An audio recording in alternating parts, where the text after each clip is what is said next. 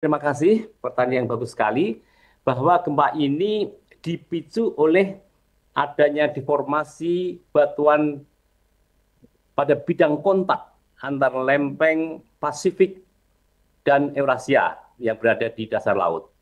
Gempa ini berkekuatan 87, memang kawasan tersebut secara historis memang eh, terbiasa terjadi gempa-gempa besar megatrust semacam ini, dan ini juga menjadi pelajaran bagi kita bahwa gempa megatrust yang disampaikan selama ini bukanlah sesuatu yang harus diragukan, tetapi merupakan ancaman nyata. Ini juga terjadi, meskipun ini terjadi di Rusia Timur.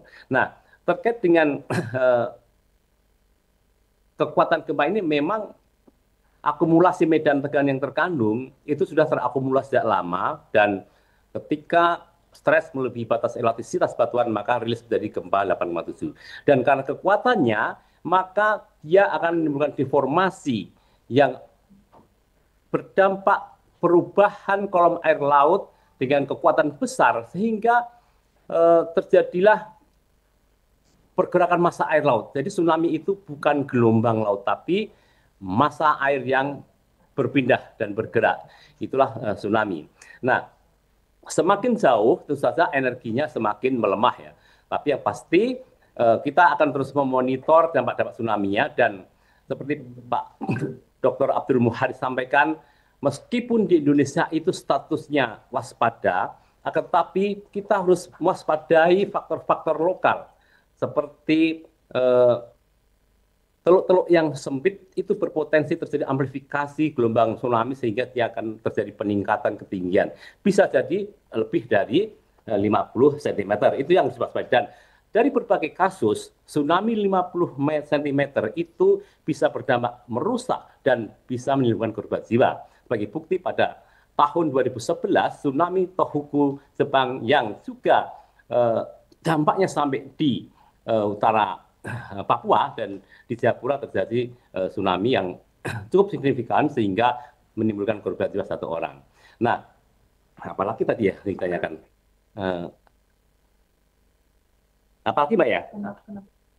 Kenapa sampai itu? Karena memang kekuatannya besar, dan itu memberikan daya dorong impuls gelombang tsunami yang eh, cukup jauh dampaknya, sehingga sampai di wilayah Indonesia. Berhubungan dengan magnitudo yang terjadi sebagai pembangkit gempanya, dan deformasi yang terminan deformasi yang terjadi di dasar laut.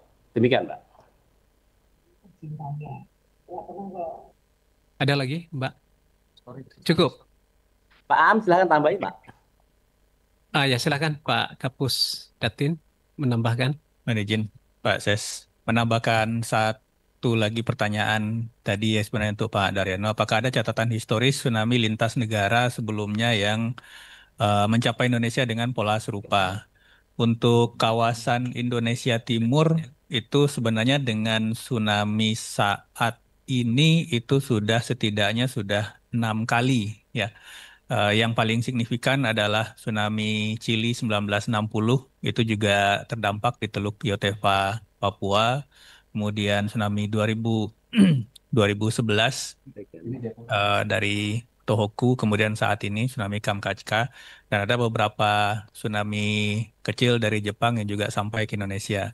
Tetapi dalam konteks ini, Indonesia itu tidak hanya menjadi negara yang terdampak, tetapi juga negara yang dalam tanda kutip mengekspor gelombang tsunami-nya. Kita tahu tsunami 2004 itu berdampak hampir ke seluruh negara di Samudra Hindia.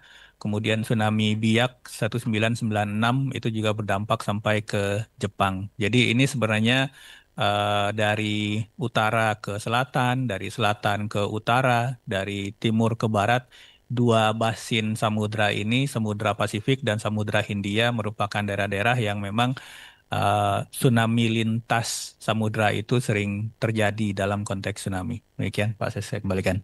Ya, terima kasih Pak Kapus Datin, Pak